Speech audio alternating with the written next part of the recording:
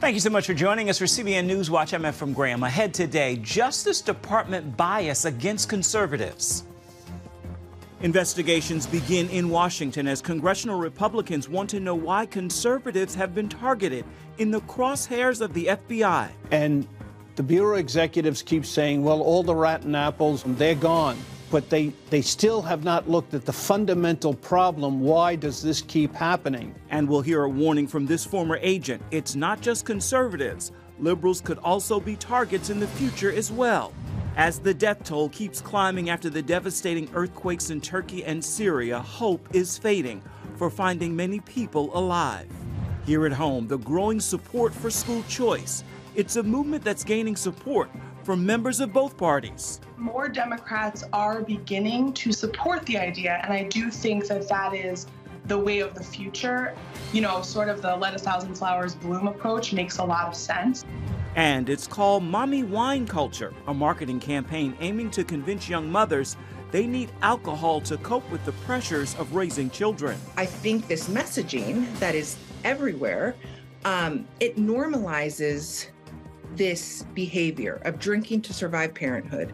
And it normalizes this idea that like drinking a lot is no big deal. But as we'll show you, it's actually a deadly serious problem. Those stories and more today on CBN NewsWatch. This is CBN NewsWatch. And we begin this half hour in Washington, where investigations into the Justice Department are happening against conservatives who say there is bias against them. They're set to begin in the House today. Congressman Jim Jordan's Weaponization of Government Committee has the FBI in its crosshairs. A man who's been called an FBI legend is also speaking out. Aldir Hurd spoke with this veteran agent and author of a new book on the Bureau's downfall. Thomas Baker has been called an FBI legend. He was the first agent on the scene when President Reagan was shot in 1981 and worked under and alongside many different FBI directors over his 33-year career. With his new book, The Fall of the FBI, Baker is one of the most senior figures to write that the FBI has become a threat to democracy. The biggest factor, I believe, and what it all traces back to, is a change in culture. It began with Robert Mueller, and the bad consequences of it became apparent in the succeeding years. Baker says the beginning of the fall of the FBI can be traced to a specific moment in time. It was 3 days after 9/11. In those 3 days, the FBI had managed to identify all 19 9/11 hijackers, their associates, and their connections to al-Qaeda. It was remarkable police work, and FBI Director Robert Mueller was expecting to hear praise when he informed President George W. Bush. And instead, George Bush dismissively said to him, I don't care about any of that. I just want to know how you're going to prevent the next one. Mueller was humiliated. He resolved after that encounter to change the FBI from a law enforcement organization to a domestic intelligence organization. Then, just weeks later, Congress passed the USA Patriot Act. Along with the Foreign Intelligence Surveillance Act, or FISA, these tools intended to fight terrorism would be used against American citizens. Conservatives, pro-life Christians, and even school parents have become targets of the FBI. House Judiciary Committee Chairman Jim Jordan says he's been contacted by dozens of FBI whistleblowers, and he's vowing to expose FBI corruption. We had a Department of Justice that treated moms and dads as terrorists. You got the FBI that paid Twitter $3 million to censor conservative viewpoints on their platform. In 2020, they suppressed the Hunter Biden story. It's been weaponized against the very people they're supposed to serve. A Gallup poll last year found that almost 80% of Democrats had a favorable view of the FBI. But among Republicans, it was less than 30%. Baker says the FBI is a threat to all Americans. It's a threat on the right and the left. What's been happening to conservatives in the last couple of years could just as easily happen to liberals. And sincere Democrats who are concerned about civil rights or civil liberties should definitely unite with Republicans in trying to reform the FBI. The out-of-control domestic intelligence agency set in motion by Robert Mueller was, according to Baker, brought to a head by James Comey. who Baker calls the worst FBI director in history. And a lot of the employees liked him because he was very easy on people. And a lot of bad stuff was allowed to happen that he should have spoken up about. Comey would be fired, as were the other figures in the Russian collusion scandal. And the Bureau executives keep saying, well, all the rotten apples, they're gone. But they still have not looked at the fundamental problem. Why does this keep happening?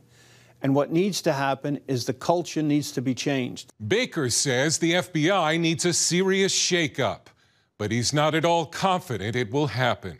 Far from cutting back the FBI, the federal government is going forward with plans for a new FBI headquarters, twice the size of the Pentagon. Dale Hurd, CBN News. I want to turn now to the search and recovery efforts after that devastating earthquake in Turkey and Syria. The death toll now standing more than 16,000 along the Turkey-Syria border after the quakes and aftershocks. Rescuers continue to work as quickly as they can as the survival window closes quickly, and hope is fading for finding many more survivors. Gary Lane brings us this story.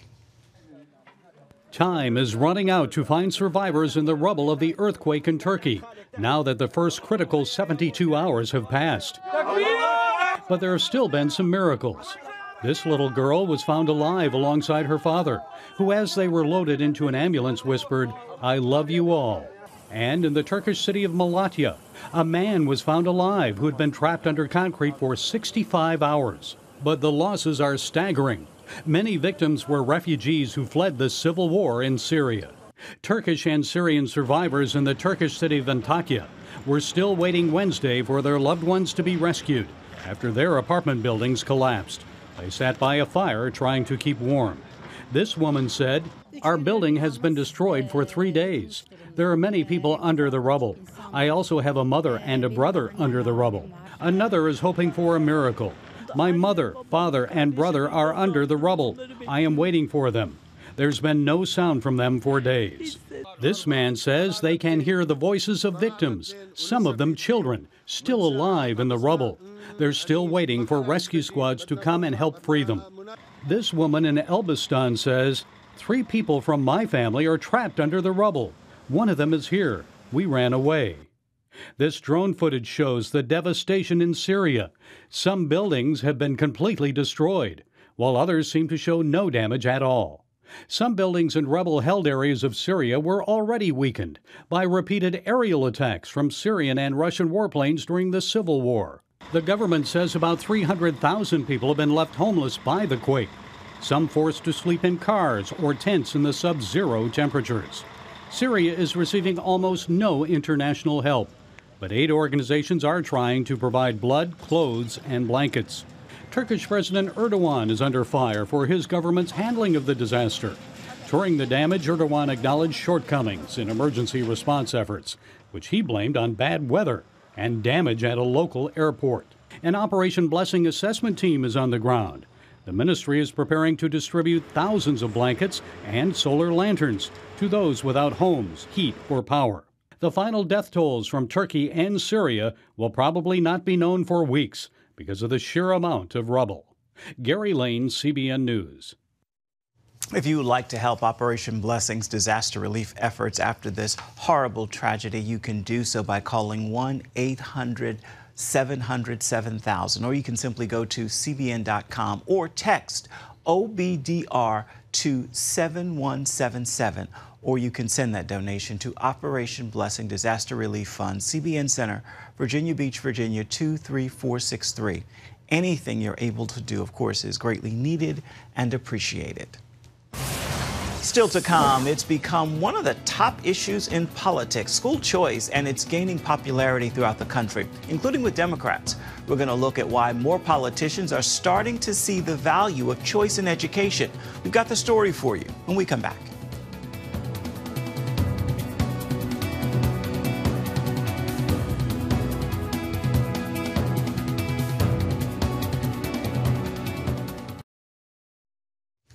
Arkansas's new governor, Sarah Huckabee Sanders, announced a universal school choice proposal Wednesday. She says it would allow parents to enroll students in whatever school fits best for them. Other states have unveiled school choice programs as well. And in his State of the Union address, President Biden said education must be an affordable ticket for the middle class.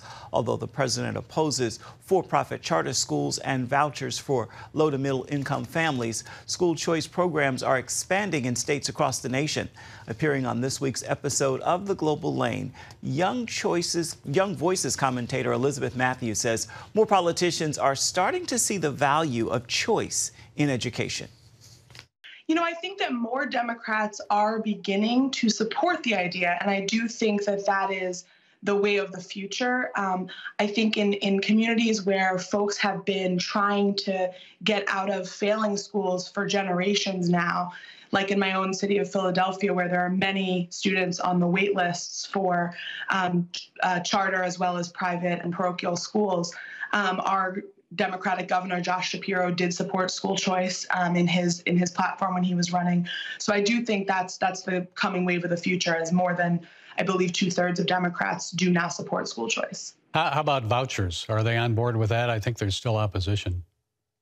I think there's opposition to different ways of doing it, but I think that tax credits, vouchers, these are all potential ways to do it. And I think some have more bipartisan support than others, for sure. Well, with all the violence in many schools today, I mean, we even had a 6-year-old shoot a teacher here in Virginia. Let that one sink in a bit. A 6-year-old.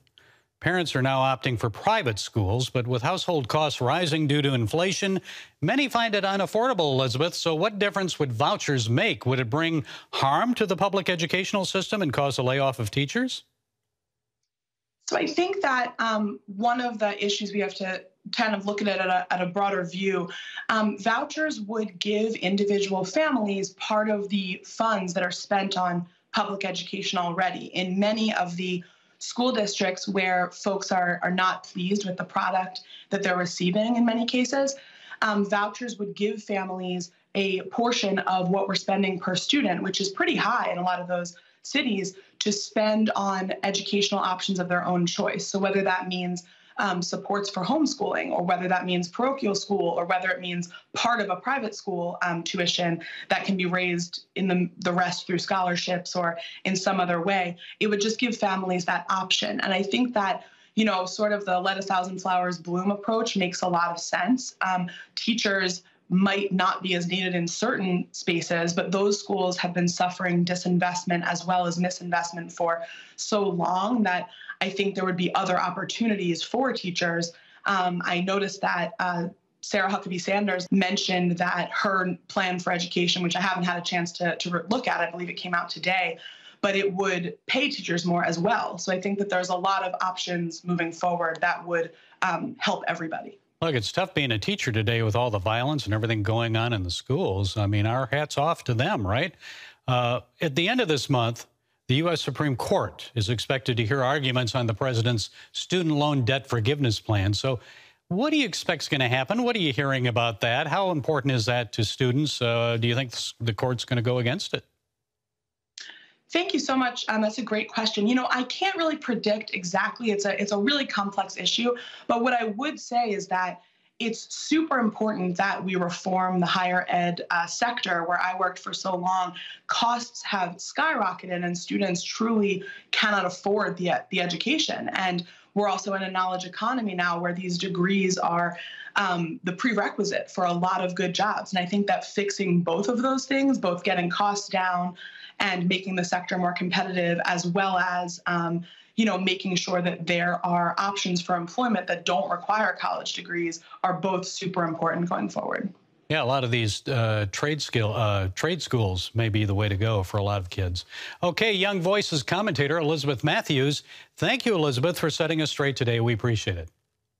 Thank you so much for having me on. Also on this week's episode of The Global Lane, Chinese dissidents fled their country and now Communist Party agents are attacking them right here in the United States. Why the U.S. government is doing little to stop them. And creating division is the extreme left fomenting a civil war agenda. We're going to take a look at that. You can see these stories and more on The Global Lane. It begins on the CBN News Channel at 8:30 Eastern. You can also find it on the CBN News app as well as watch it on YouTube. Still ahead, drinking wine during play dates at the park. downing beer while exploring the zoo with your children. New moms are turning to alcohol in droves. We're going to take a look at the dangers of the mommy wine culture right after this.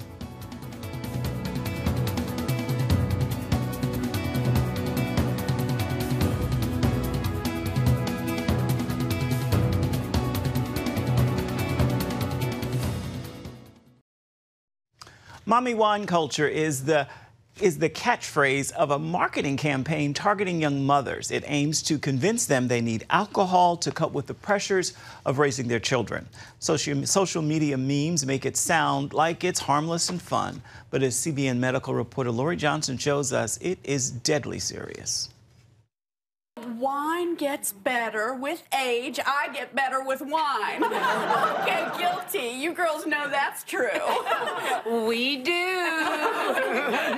The troubling messages often try to be humorous and appear on a number of products, from baby clothes with mommy drinks because I cry, to wine glasses with mommy sippy cup, T-shirts reading coffee, hockey mom, wine repeat, and even memes like the most expensive part of having kids is all the wine you have to drink. I think this messaging that is everywhere, it normalizes this behavior of drinking to survive parenthood.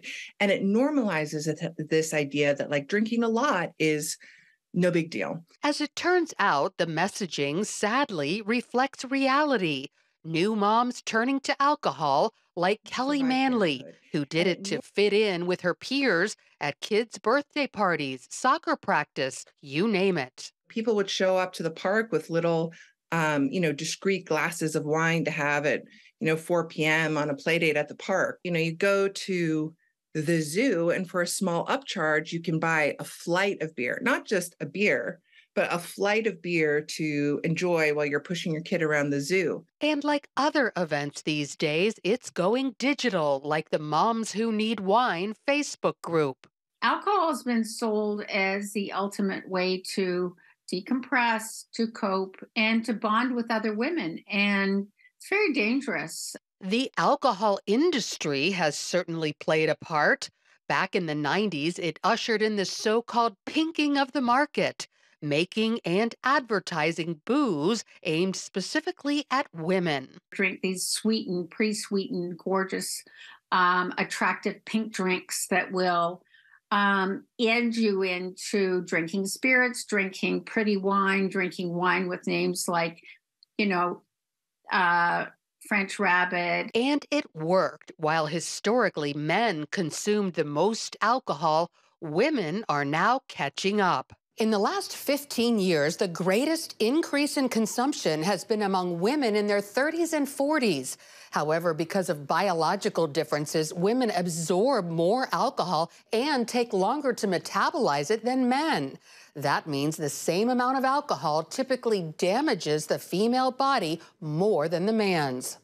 After drinking the same amount of alcohol, women tend to have higher blood alcohol levels than men, and the effects usually occur more quickly and last longer in women.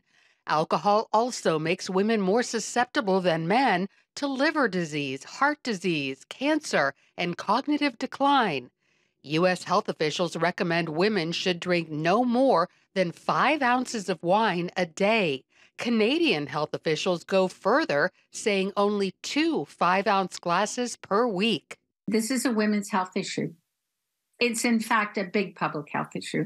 And it's not just physical. Alcohol affects mental health, too, which is why Kelly gave it up. It just exacerbated my feelings of anxiety and depression, and I felt like I was betraying myself every time I drank. She's not alone. More moms are rejecting mommy wine culture and turning to groups like Sober Mom Squad. Having a safe space where you can talk to other moms about, the questions you're having about alcohol or how difficult it is to navigate in this culture where everyone tells you you need to drink to be a parent, and not have to justify that you should just be grateful to have kids. Many moms are also saying no because they're concerned about the culture's impact on their child's self-esteem. Most problematic part of it is what is it saying to your kids? Again, if it's, tongue-in-cheek jokes like between friends, that's one thing. But when you're wearing the T-shirt that said "Mommy needs wine," saying that you have to, I have to drink because you're difficult. I think that leads into something that's even more damaging. So while pop culture and big alcohol try to convince new moms life is better with booze, a growing number are rejecting that message for the sake of their own health as well as their families. Lori Johnson, CBN News. Coming up, water returns to an historic location from biblical times in Jerusalem. We'll tell you about that when we come back. Stay with us. You're watching CBN NewsWatch. Water has returned to some biblical locations in Jerusalem. 2,000 years ago, King Herod built an ornate palace, one of the most popular tourist sites in Jerusalem's Old City. Part of the palace included pools of water. In the heat of the summer or dry winters, it is difficult to imagine that there could be sufficient water for the large pools. But in recent days, with a steady measure of rain, winds, and cool temperatures, some of Jerusalem's streets and hillsides have turned into downspouts. And today, Herod's ancient pools are filled with water. You can learn about the building of these pools at Herod's Palace at cbnnews.com. Well, it is time now for your Thursday Thankful, and I invite you to join me in this prayer of gratitude. Father, thank you for my identity in you.